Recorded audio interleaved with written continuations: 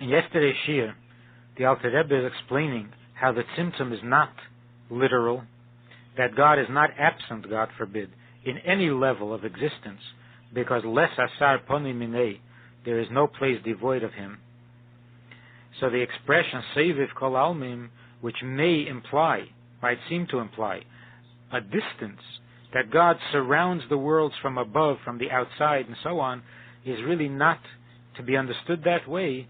God's surrounding or grasping the world is not in the same way that a person grasps an idea, where he remains detached and separate from the idea. Whereas when God grasps, surrounds, is Seiviv the creation, he is actually giving it life and giving it existence, bringing it out of nothingness, so that this awareness, this grasping, the surrounding light, is not aloof and distant. On the contrary, it is the very existence of the created being. Today's Shir on page 318, in Perek Zayin Sharichot Ve'emunah. The line begins, U'memale kol almin. U'memale kol almin hi b'chinas hachayus. What do we mean then when we say that there is an aspect of God that fills the world? This is the energy, the life, hamislabesh es teich etzem hanivro, shehi mitzumtzemes beteiche betzimtzum rav. The save of kol almim is what gives the nivra, the created being, its existence, bringing it out of nothingness. The memale kol almim is that aspect of godliness that clothes itself in the individual creation according to its condition. And this, of course, comes through a tzimtzum, kefi erech mohus hanivra shehu bal gvul v'tachlis b'kamusei v'echusei, according to the nature and the essence of the created being, which is a limited, finite being in its quality and quantity. Dahainu ma'alosei v'chshivusei, which means not only its quantity, its amount, but also its virtue and its importance. Again, Hashemesh, for example, the sun.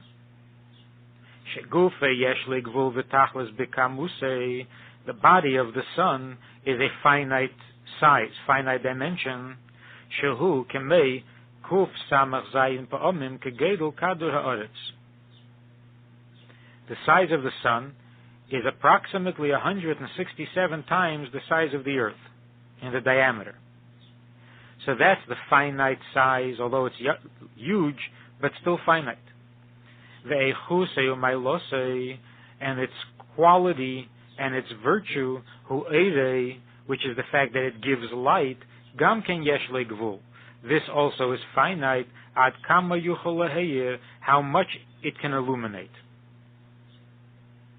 Ki lo yoyeh lebilti tachlis, because it can't illuminate endlessly, me'achar shehu nivra, since it is a created being and is finite in all its aspects. V'chein kol hanivroyim heim bai legvul v'tachlis, and so it is with all created beings, that they are all finite, they have an end, ki me'oret l'rakia mahalach tov kuvshona, etc., so that all existence together, all the created beings together, all make up a finite existence, a finite condition.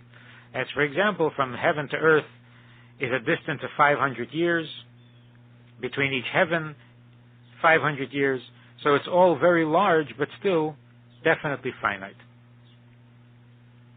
V'yimkein hachayis hamelubeshes bahem, so we can conclude from that the energy, the life that is clothed within them, he bebechinas tzimtzum rav ve'otzum, must be very contracted, because it starts off as an infinite life, an infinite energy, and it restricts itself to the size or to the limit of the created condition.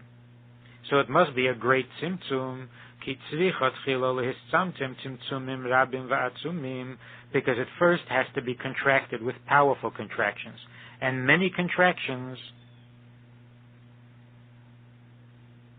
ad sheyishave mikeicha ve'eira etzem hanevroyim k'mei shehem bali gvul v'tachlis, until it is so contracted that it actually gives rise to creatures, to created beings in their finite form with a beginning and an end. So the difference between Seviv Kol Almin and Memale Kol Almin is not that Seviv is distant and Memale is present, is in the created being. Both are involved and engaged in the actual being.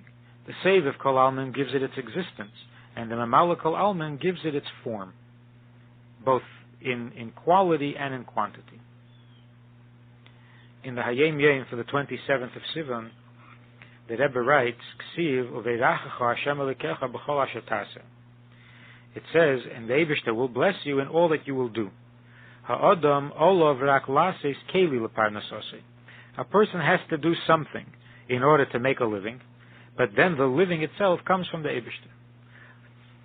Ulehishtadu b'chol keichei. So the person has to make every effort to see to it, asher hakeli yihiyeh tohei mikol sig upseles be'eino, etc. He has to see to it that the keli that he's creating, the receptacle into which God can give him his parnasa, should be pure of any hint of unholiness, such as overcharging and so on. Hainu sheyiyeh hakel al pi dinei haTorah, which in general means that all of it, the business, should be conducted according to the laws of Torah. Asher ozu keli ruya lebracha ha'oyena, then that keli, that vessel, is appropriate to God's blessings bishnayim, in two ways. That it should be parnasa berevach, that initially the parnasa should come in abundance, v'asher ha'parnasa teilech l'mokim haroya.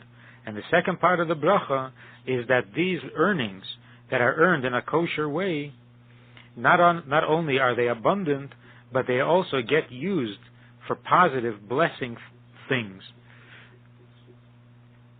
and not, God forbid, for negative costs, for unhappy costs.